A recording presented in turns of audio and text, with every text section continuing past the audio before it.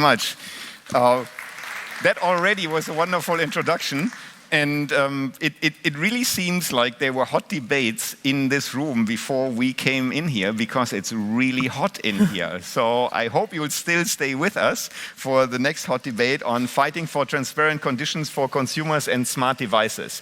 And I would like to reiterate that we will go to the audience pretty soon. At least that's my plan, because this is about discussing the issue and not just listening to our wonderful experts here. So we'll probably have 2 to maximum 3 rounds here on the panel, and we only have 3 panelists. So I think we are pretty well prepared for going to the audience at sometime around 3:30.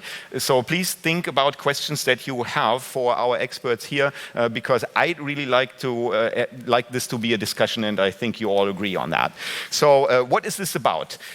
Consumers worldwide, it says on as the session description, and I'll use this because that's the reason why you're here, face major challenges in the use of connected devices.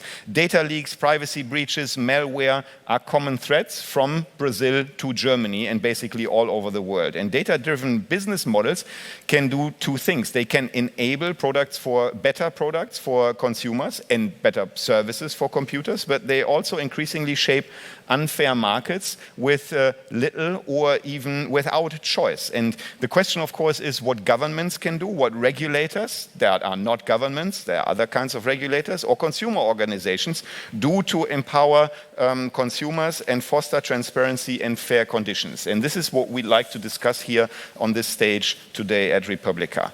And with me is Nicola Jentzsch. She's a data economy lead at the Stiftung Neue Verantwortung here in Berlin. Nicola is an economist who combines approaches of competition and behavioral economics in the area of privacy and cybersecurity. She currently works on competition in digital markets, data protection, and big data topics, including, for example, really interesting privacy metrics and guarantees. She also served as an advisor to the European Commission, the European Network and Information Security Agency, the World Bank, and central banks in several African and Asian countries, so she has extensive experience not just in Germany but internationally. And she was a research fellow at Yale and Georgetown universities. Next to her is Marilia Monteiro. She's a Mozilla Tech Policy Fellow right now, working on analyzing consumer protection and competition policy to contribute to the development and sustainable public policies and innovation. And not so long ago, she had a very different position. From 2013 to 2015, she was a policy manager at the Brazilian Ministry of Justice's Consumer Office, coordinating consumer policies for digital markets. So she was in that lawmaker position, and law enforcement actions targeting internet service provider and internet applications. She also worked here in Berlin at the Wissenschaftszentrum, and she is a board member at Coding Rights, which is a Brazilian-born women-led think and do tank, and she's active on internet governance. Very warm welcome to you as well, Marilia. And then we have Gerd Billen, who is the State Secretary at the Federal Ministry of Justice and Consumer Protection here in Germany, and he has been that since January of 2014. And there he is responsible for consumer protection policy. He worked as a journalist and then later on for the Federal Association of Environmental Action Groups before he started focusing on consumer protection in different positions, first as the national chairman of the Consumer Initiative for the Germans, the Verbraucherinitiative e.V., later as the executive director of the Federation of German Consumer Organizations. And as a state secretary, Gerd Billen said that he wanted to particularly place an emphasis on digital issues, which is, pretty pertinent, such as the question of what rules consumers need for products and companies in order to gain a sense of legitimate trust. And I think that is one of the most pressing issues that we are facing right now when it comes to these technological and societal developments. And first off, I'd like to ask all of you for let's call it a position. Your position on the question of what the biggest challenge is for consumer protection that you see right now, or probably in the next coming coming couple of years when we look at digitization. What is it that you're most concerned about from a consumer protection point of view? Nicola. Okay, thank you very much for introducing me. And As an economist, I would probably put this on a more abstract level and say that I think one of the greatest challenges is to get the incentives right. In these markets, we are talking about connected devices, and these are network goods normally, or information markets, to say it more generally, and these markets are for several reasons prone to market failure. And to correctly identify those market failures, and then also to develop the right tools. For instance, if you have information asymmetries and very asymmetric kind of negotiation relationships, that you develop tools that are really reacting to information asymmetries and not to something else. So I think this is really a tough challenge for policymakers to identify to get the incentives right of the different kind of market players. Can you give an example of such information asymmetries that would work to the detriment of consumers? Oh, we all know that. I mean, it's, for example, the data policies of which consumers are supposed to be informed, and then you scroll down and scroll and scroll, and then like the words that are used are very cloudy, and people don't really read it. If they read it, don't really understand it. If they don't understand it, probably it doesn't really impact their decision. So I think this is an area where you can actually see that companies can hide information. And can you probably elaborate a little on that analysis or that statement that you see this as a market failure? What exactly is it that makes this at least part of a market failure? Yeah, also dogmatically seen, there are several justifications that you need in order to intervene in a market. This is the dogmatic kind of thinking in economics, and there are different reasons why markets could fail, and information asymmetries is such a reason for market failure, which would justify an intervention. For example, if one market side has much more information than the other market side, there's very unequal negotiation power, and that aside, there are market dynamics that you would probably not appreciate. But it might go too far now. Adverse selection, rationing of services, and so on and so forth. I can probably later in the discussion come back to this. Okay, we will. Thank you very much. Marilia, what do you think the biggest challenges that we are facing right now when it comes to consumer protection? Well, I won't speak generally. I will speak most about my reality, which is in Brazil, where we have a lot of challenges that are a bit different from the challenges that Germany or other developed markets face. And Brazil specifically is the biggest digital market in South America and has no data protection regulations. So we don't have the minimum standards for data collection and data processing in place. So we are a big market, a big player that is living in an uncertainty for this the development of this market. And specifically Brazil, mobile broadband is the technology that is bringing internet to the majority of citizens. So our digital divide is being shortened mainly by mobile broadband and not by the fixed broadband. And this comes with another challenges like price of broadband. Brazil is one of the most expensive broadbands in the world, has one of the most expensive broadbands in the world. And we have a big competition problem. Our broadband market, being the fixed broadband or mobile broadband, is highly concentrated on very few players. And this is due to a lot of reasons. Nature is one of those reasons. We can't advance a lot of the cable connections because of our rainforests, for example.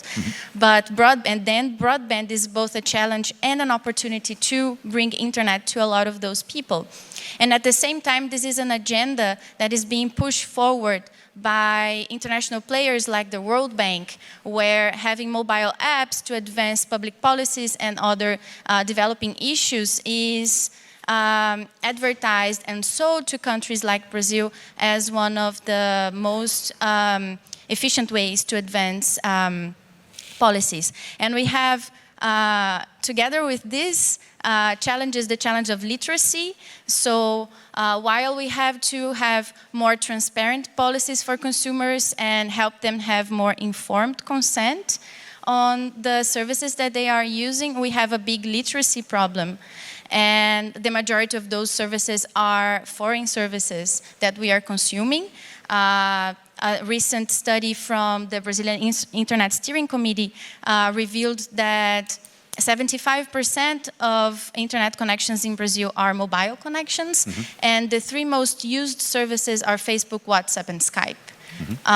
Although we have all of the terms and conditions and privacy policies in Portuguese, if they are not accessible to literate audience, imagine illiterate audience. And at the same time, literacy and mobile technology, they also come hand in hand.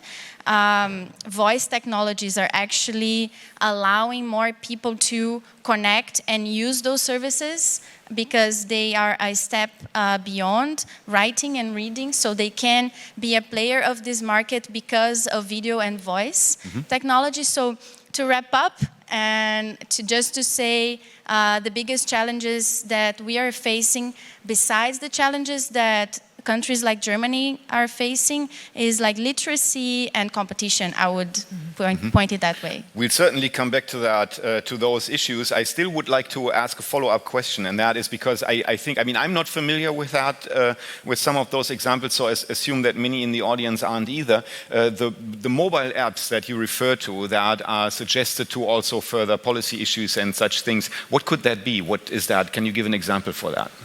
One example is like health, public health. Brazil has a big public health system, and to access a lot of the public health services, you can only do it by a mobile app. When we had the emergency problem with the Zika virus, to access points where you could get treatment or other resources, the Ministry of Health was providing that through an app, for example. Okay. Yeah. Okay. Thank you very much. Now, Gerd, I already said in the introduction, you worked for Consumer Protection Agency, and now you are on the side of the government. From your perspective, what are the biggest challenges that we are facing when it comes to digitization and consumer protection? It's increasing benefits and reducing risks. I mean, many consumers are using connected devices like smartphone, like TV, like refrigerator, like cars. And there are a lot of benefits for consumers. But we have to take care about the risk. One risk is data security. What we have seen in Germany so far is that private households could be part of criminal networks, using our households as part of criminal attacks. So their data security is very important. And there's a question, who's responsible for security? Is it my job as a consumer to increase security, or is it the responsibility of producers? When I drive in the car, it's clear, it's obvious that the producers have a lot invested in raising up security. The second is privacy. Privacy is a human right in Europe. So we cannot decide to have it or not to have it. It's a human right. And so we need efforts and technologies, but maybe also regulations to force companies to respect it. Privacy by design, privacy by default is something that's absolutely needed. People should decide on their own whether they want to be using a connected product, or could they use it just for the purpose it's made for. If I only want to have a fridge that's fridging, it should be possible. And we should not force to be connected with everybody and everything. At the end, it's a discussion about having an informed choice, or having a choice as a consumer, and having an informed choice. Do I get the information I need, and do I receive the transparency? What is the machine doing with me and my life? I think that is the main challenge, to keep up the positive effects. And we see it in many households. If you have elderly people who are seeing a lot of in their home, they could be using these technologies for social reasons, for online banking, for online shopping and things like that. but we need clear rules to keep up privacy and security. So the main question is about trust. We are talking about the trust economy. If I see the product, I can't see what the product is doing. So that's the discussion we have. Mm-hmm. Okay, let me come back to that. First of all, we'll come to the privacy issue, of course, in a minute, but first to the security issue that you addressed, especially in this age of the Internet of Things. You know, as you described it, almost all devices become connected, or at least could become connected, and there have already been cases where they were used for not so nice means, for example, creating botnets and such. Now, there's a lot of discussion about how to combat that, and one of the suggestions was to change the liability regime, because right now it seems that mostly consumers are held liable for this, in the sense that they are asked to look after the security of their own devices. Is that a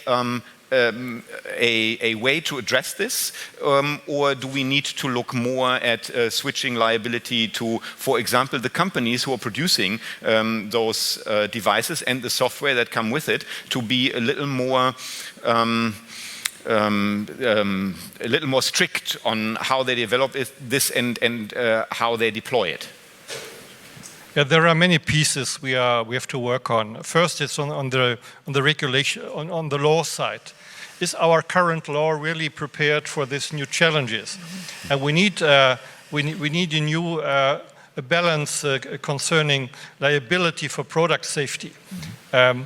That's for sure necessary for cars, but for many other devices.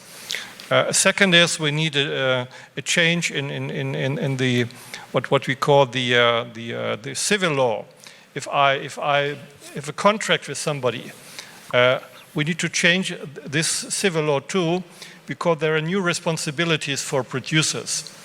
The third is we need more independent testing of the products itself. Without knowledge which products are safe or not, we can't do a lot.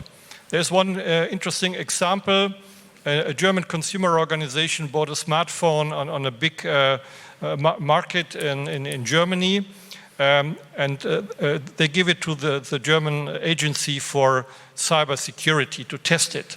Mm-hmm. And this agency found out the product was, you could use it as a phone, but it was not be possible to have an update on security. Mm-hmm. So they are going to court now, the consumer organization, because they say that is an unsure product. Mm-hmm. It should not be on the market. Mm-hmm. So looking what's going on the market, what products are good or not is important. And another test case was an investigation by Stiftung Warentest, another institution in Germany, who find out that for more expensive smartphones, the producers are spending more efforts for data security than for the cheap ones.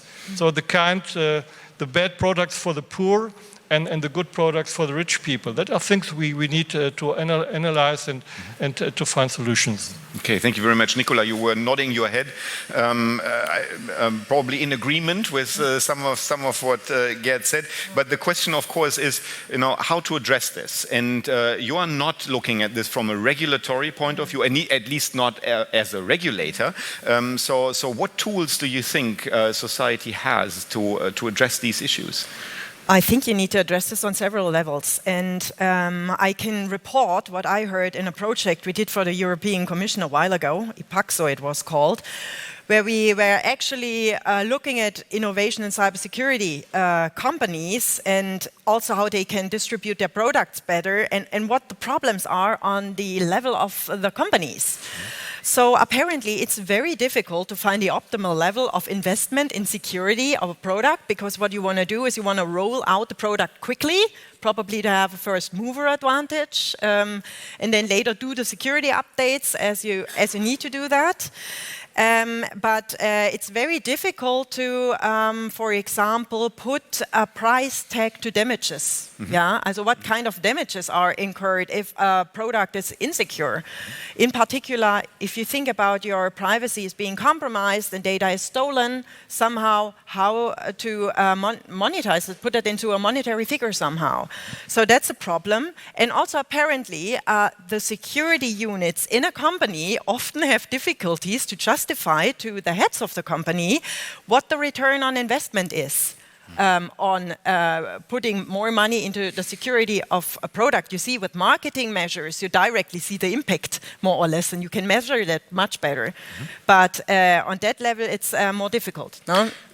But then, you know, from that perspective, I could argue that the higher the damages, the larger the incentives, you know, and then you can justify a higher return on investment, you know, if you look after your security. Yeah, that's exactly it. So I think I totally agree, and this is why I nodded with my liability. Just sets the incentives much better as they currently are. Yeah. Okay, so we have a nice roadmap here in front of us. You know, increase damages when companies are liable for this. Just kidding. We'll come back to that. Marilia, in Brazil, you said you are facing similar challenges, but also very different ones. One of them is literacy. And now there is especially when it comes to privacy, but also security, of course, there's a lot of debate about that level of transparency and information and what it is good for. Now, we are often debate, and Nicola already touched on that,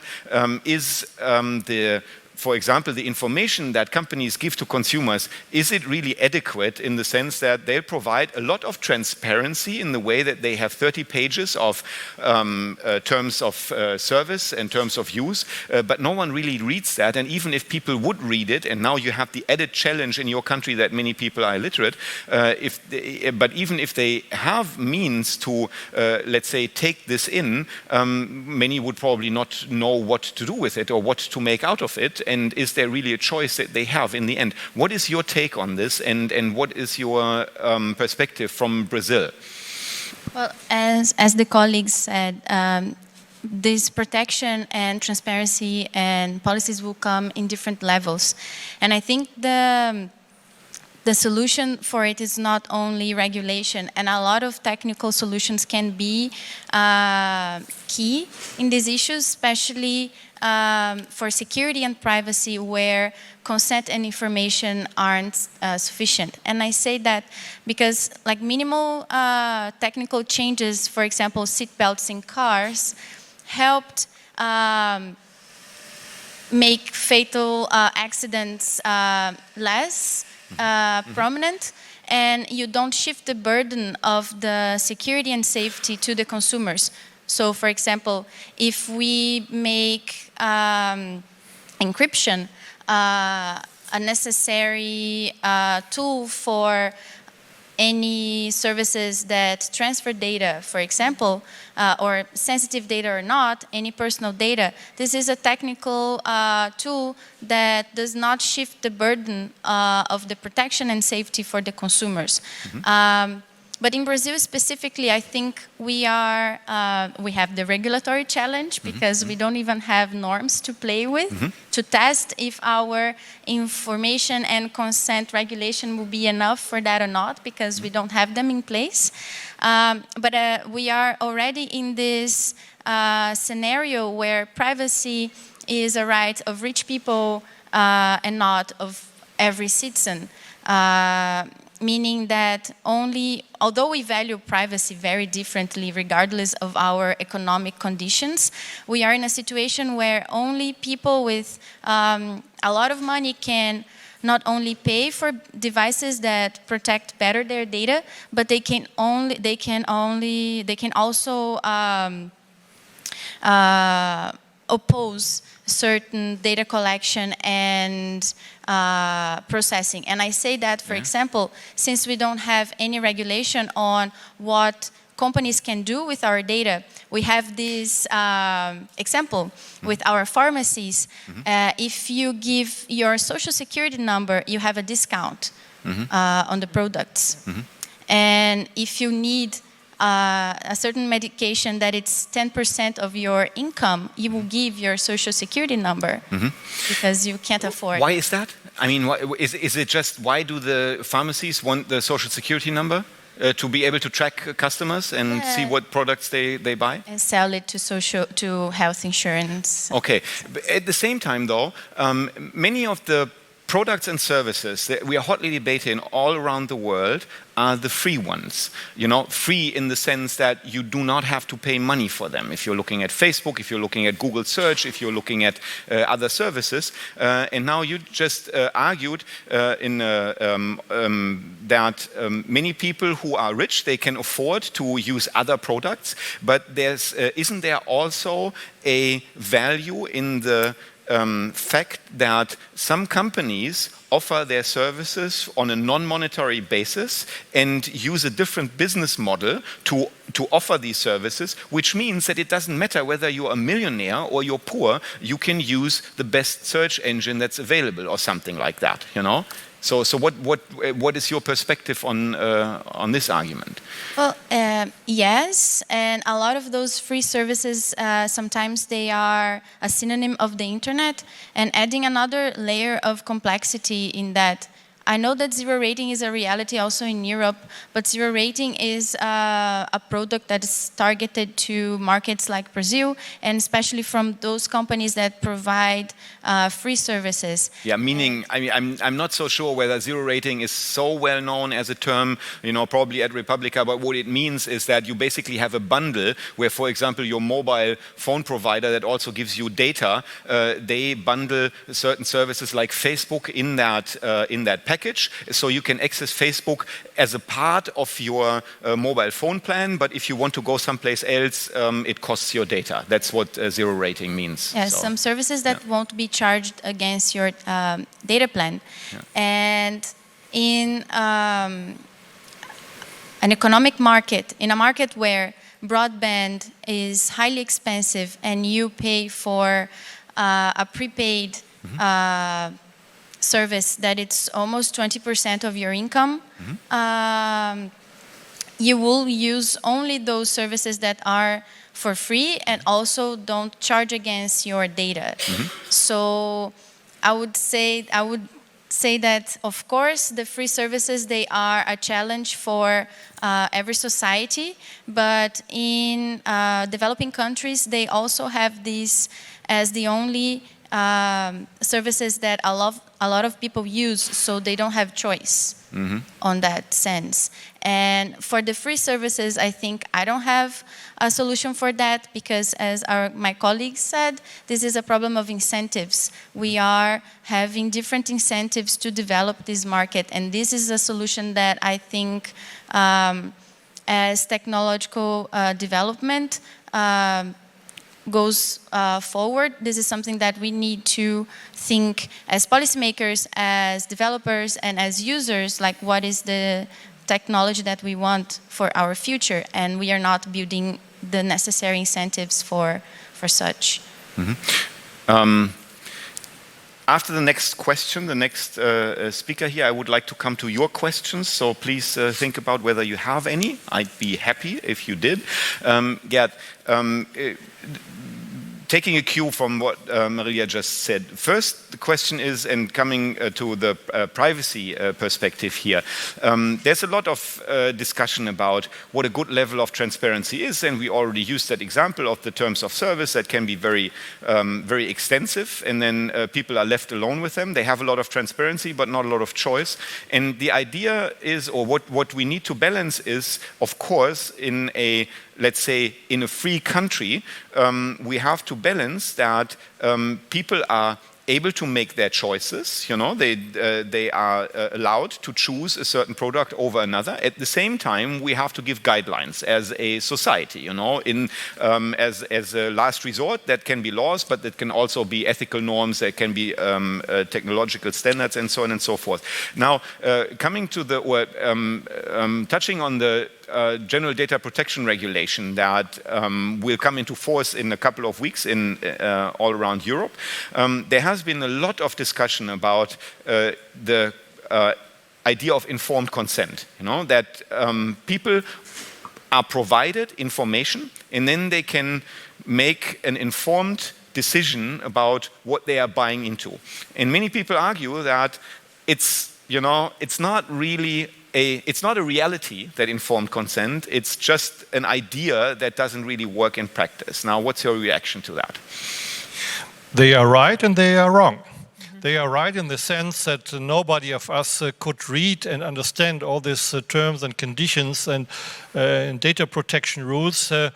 And to be honest, I think it's not my duty to understand them, but to find out if they are really respecting current law or not. Therefore, it's good to have that idea of an informed choice. But what you need is you need institutions who are doing that kind of jobs, like consumer organizations. You need the right to go to court.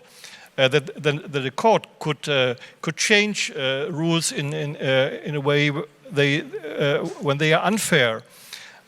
So the informed choice it's good to have it, but we know in reality most people just do not know what they are. They may click and it's fine. Mm-hmm. So it's good to have the transparency for specialized organizations to check it, like consumer organizations or data protection authorities. But we should not think that information it's not only about information. Mm-hmm. It's having support. It's having it's necessary to support for consumers. That's what you mentioned. There's a lot we have to do about education or empowerment of consumers. Consumers should know their rights. Consumers should know who can support them if their rights are stressed. Consumers should know how to use the courts to increase their rights. So it's about many things. But I just want to mention one thing about free services. We know they are not free. We pay for it, and that could be fine. So for me, it's more a question: is it a fair deal that I have? If I can spend my data, for example, in the medical area. I would be happy if I could spend my data to somebody who could develop new medicine, not private companies, but universities. But therefore we need rules. For example, I'm wondering that in the data economy, we don't have really regulation on the supply chain. I mean, every retailer knows exactly where the tomato he's selling is coming from, over the whole process, over the whole supply chain. And I would say we need a kind of supply chain management for data, because I would be happy to spend my data to use a newspaper online, because I'm happy that we have so many different newspapers in Germany, but I'm not happy if the newspaper itself doesn't know who are the third parties and what the third parties are doing with my data. So maybe we need a kind of code of conduct. If I spend my data, if I use the free services, allow this 1, 2, 3, and not allow this 4, 5, 6. So that's something we need to discuss and to find rules. Otherwise, nobody of us knows, is it fair or not? What are companies doing with my data? Is it fine or not? Okay. Yes, please go. The hope is a little bit that the data protection regulation will change that a little bit insofar as companies are upheld to more stringent standards through the penalties that are enshrined in it now, and also that they beef up their data governance, because there should actually not be some sort of weird information flows into a company. But you know, a while ago I was on a conference and there was a big energy provider, and it was a different kind of, it was an industry audience, and he said, so we did this assessment of what we have and we discovered we have 50 different databases of customers. And you would think this is strange that you discovered this in the year, I don't know, 2017, that you have, but apparently that is how it looks like. So the data governance within the companies are not in a good shape. But I also wanted to come back to the problem of transparency. I think transparency or information helps some consumers. It doesn't help other consumers. There are right moments, so-called teachable moments, where people want this information, because then in that certain situation it's very important for them to understand the terms of trade. But in general, the information terms of trade are ignored. This could be even a rational ignorance, because the damages stemming from it are immaterial. You don't really know when they materialize and how much damage will be caused to you. And then there is some sort of false security, thinking, well, there is this data protection law and that will save me somehow. If something happens, I can sue. So there is some sort of artificial security sense, I think.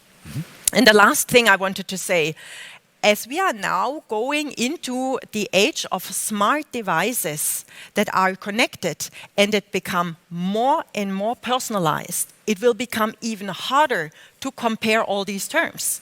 Because at the moment, it's very difficult to compare software and then Microsoft, installation of Microsoft Office, for example, is such an, well, I privately go through this is awful, and how to compare this to other software, which could be a substitute if you have a substitute. You mentioned that there might be no choice on that side. And when the products are more and more becoming configured and personalized, then it's even harder to compare those and to compare the information terms of trades that come with them. Are there questions from the audience? Yes, so now let's make this a two-way conversation. If you have a question, please raise your hand and we'll bring it to you. The caveat is keep it short and simple, and let's keep it rolling. Thank you. Thank you for the discussion. I had a question about the information asymmetry. So I'm a researcher, and in scholarly publishing we have a very similar problem, but one of the issues is monopolies. So how do you see a role for market protection agencies within consumer protection as well?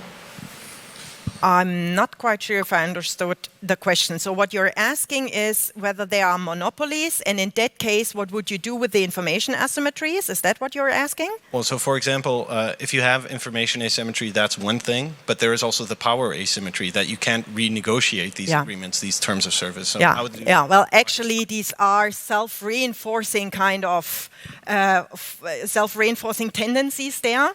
It's good that you point that out.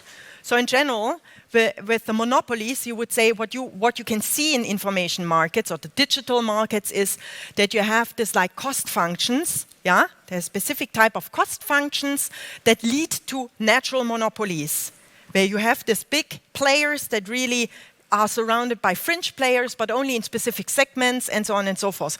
And with that monopoly tendency, the kind of information that is accumulated increases in those companies. If you take Google with all the different kind of services they have, YouTube, Android as an operating system, and so on and so forth, the kind of information that is accumulated in such a company is far bigger than in another company, which might be a fringe competitor.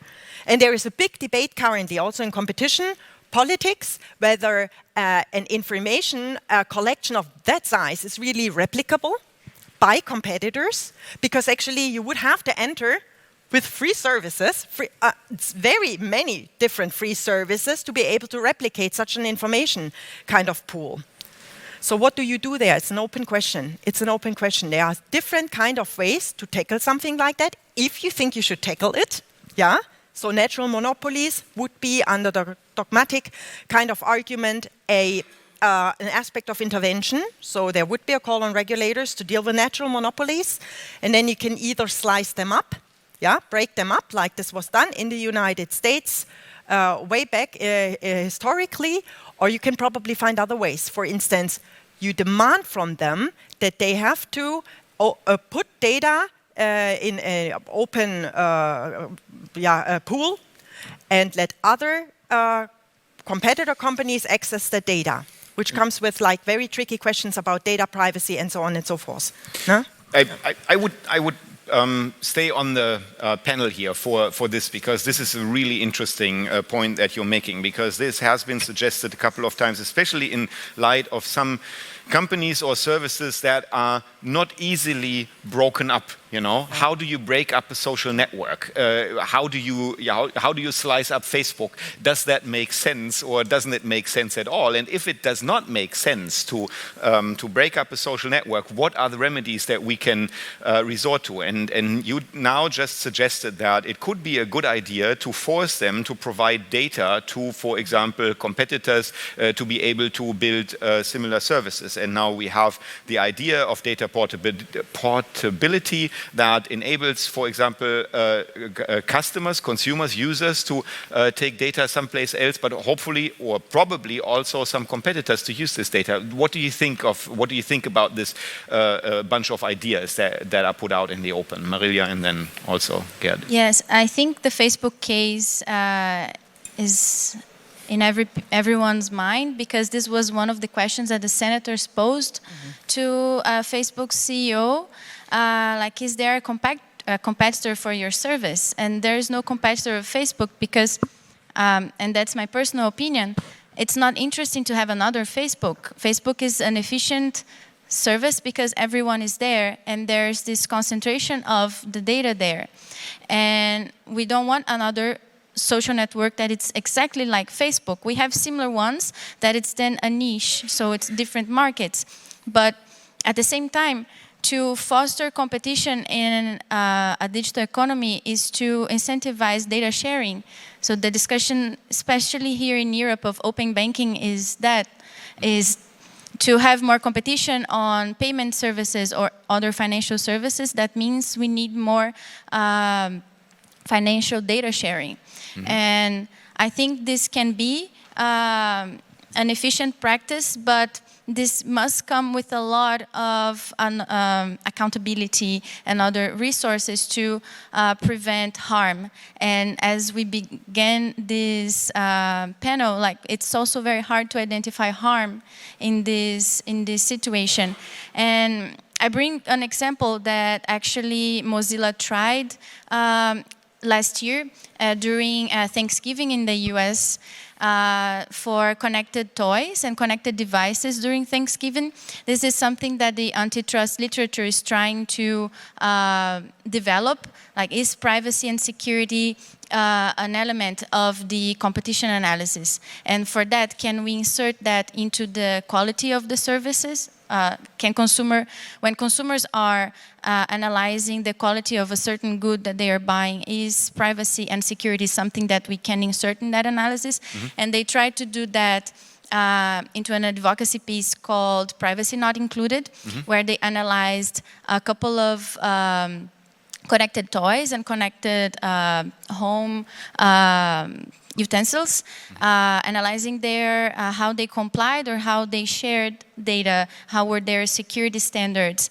And this is a way of introducing other actors into being empowered by the tools that our regulations are creating and empowering citizens and consumers in another way. And this is something that we could test since we sometimes don't want to refrain data collection or data sharing, because it can be interesting and it can bring efficiency and competition to consumers, but this has a very sensitive line that we shouldn't and we don't want to cross.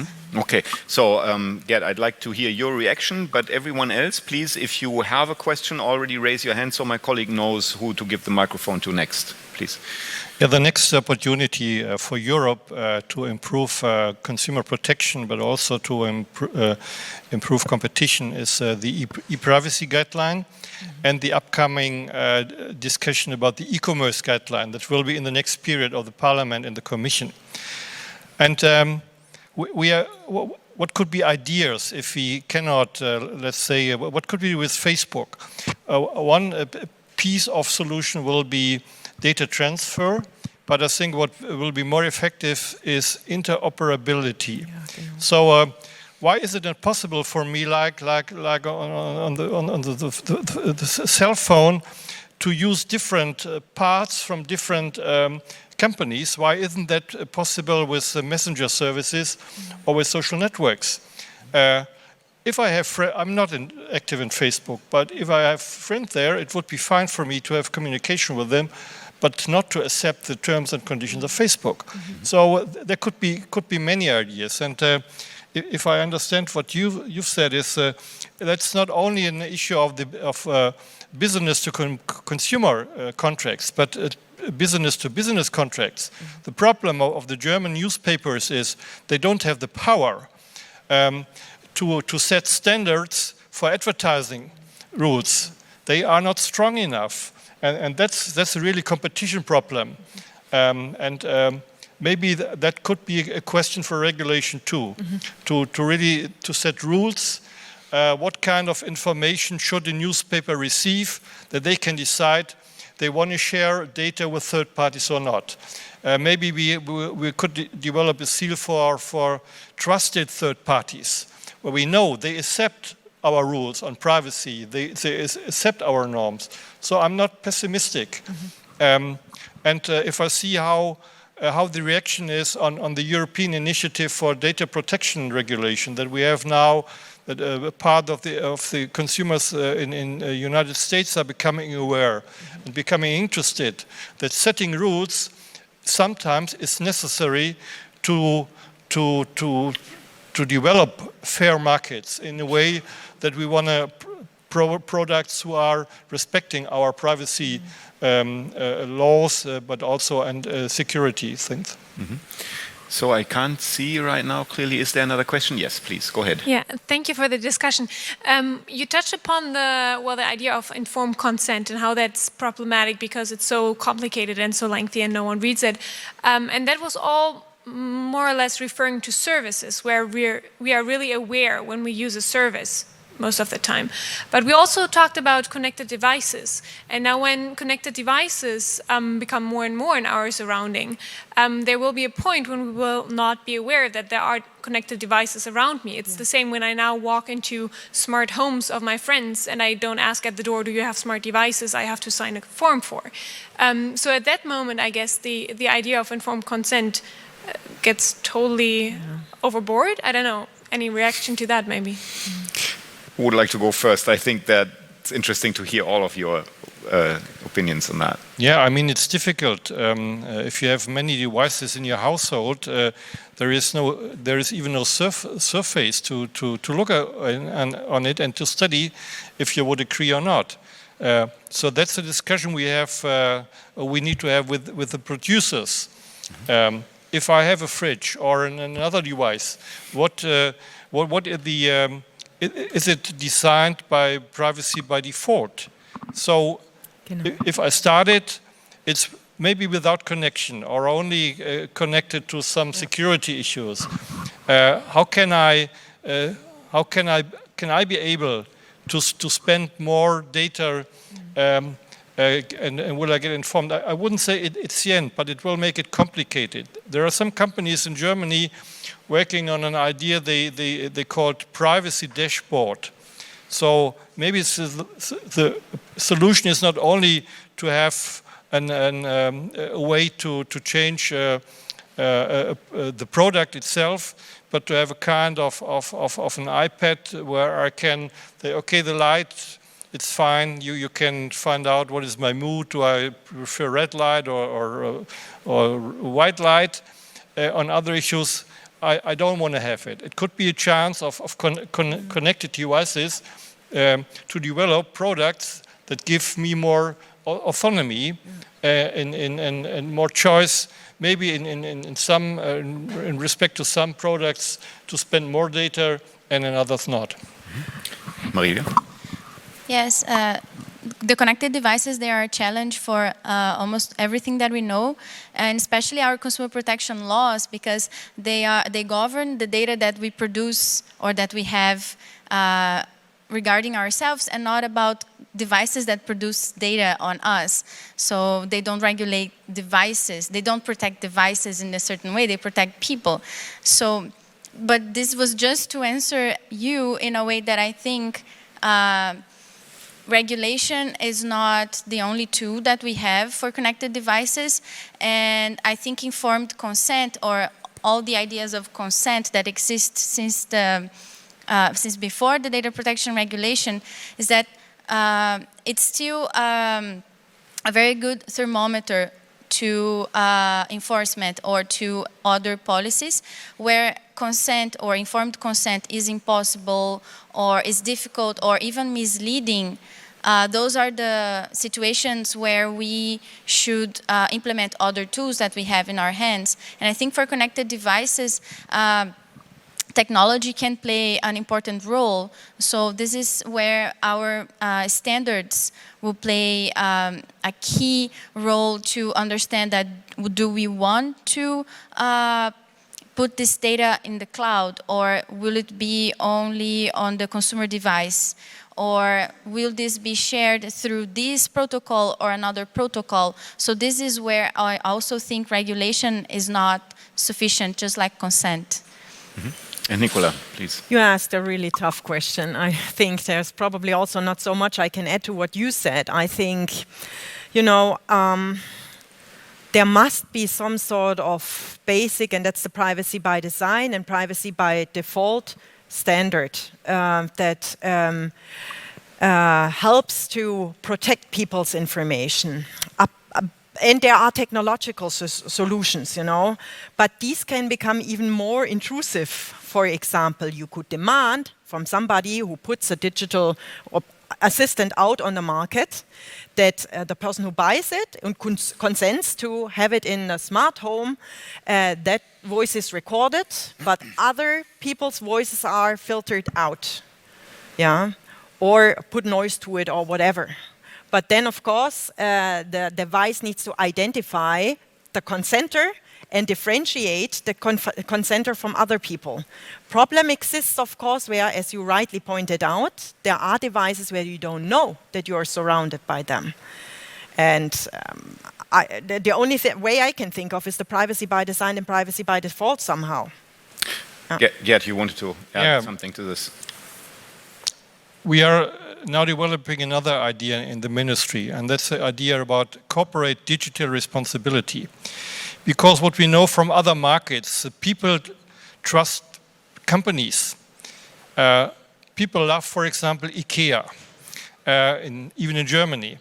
And we know IKEA is trying to have a high standard on environmental issues, having a high standard on product safety, and maybe we could start a dialogue with companies. What does digital responsibility mean on the producer side? Because there are not only bad companies in Germany or in other companies. There are many companies who are thinking, how could they develop good products for consumers? And good products in the digital area means now products we can trust, that they are respecting our laws and our freedom of choice. And maybe that's another tool we could develop, having dialogue with companies and civil society to develop maybe some kind of standards like we have it on corporate social responsibility. That were the discussions in the last years about environmental responsibility, about social responsibility, and now's the time for digital responsibility. There was a question, or there is a question in the last row, please, and there are two questions. So we have 5 minutes left, so please let's collect these two questions and then have a last round of reactions here on the panel. Yeah, very brief. Thank you. Thank you very much for the very interesting debate. When I read the announcement talking about security and transparency, I somehow expected that you would also touch upon the issue of open source products versus other alternatives. Is that an outdated debate, or doesn't have to do with this discussion? Okay, thank you. And then the next question, and we'll put them together. There was Didn't you have a question? Oh, I thought you did. Yeah. Okay, so is there anyone else then? Last chance to ask a question. Okay, here. Hi, thanks for the great discussion. I had a short question about voice assistants because my job is partly about voice assistants. What do you think of the dangers that come with the voice assistant market? For example, especially when it's about the limited voice user interface. If you ask Alexa to buy a table, she can't like show you all the different offers there are. She has to like limit it to 3, and you don't really know which algorithm is behind it, and if Amazon really wants to give you a good choice, or if Amazon wants to put their favorite product on the very top. Okay, thank you very much. We'll do it in the reverse order, starting with the more concrete question about the voice assistants first, and then going to the broader question of open source. Nicola, would you like to start with the...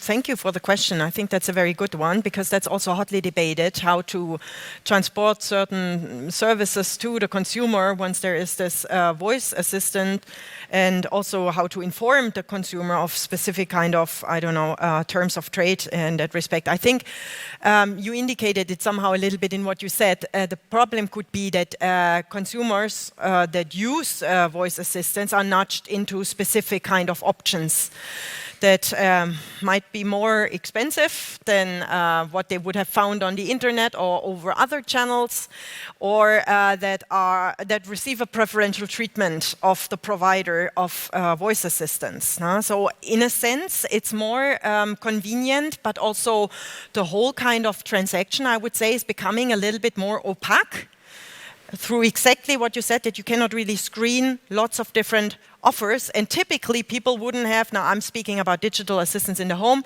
several of them right next to each other or in different rooms, and then compare the kind of offers they make. Yeah. Marilia, probably especially in the light of what you said in the first round, that literacy is a big problem in Brazil, and these kinds of services and technologies could be a way to go forward there. But what about the risks? Some of the risks that I see are adding to what Nicola said is also an element of discrimination, that they can also, because of the algorithms that are built in them, like if they recognize a female voice, they will offer kitchen tables instead of office tables. This can happen, for example. I don't know, I never used a voice assistant before. And also they can fail to identify certain accents, like mine, because they are not trained to understand my accent, for example. And this is a challenge that everyone is facing, how to regulate that and to combine my responses to both questions. I think open source technologies can play a big role in bringing accountability to algorithms and artificial intelligence-based devices. And not only this, because the opacity of those, opacity can still be a problem with open sources, but I think open sources can give us a very good standard for accountability. Okay, Gerd? Yeah, well, concerning the digital voice assistant, I think we have to be we have to very careful see what will go on. There's one risk that business partners have to pay, for example, to Amazon to use it. So it could be a gatekeeper for the whole business community.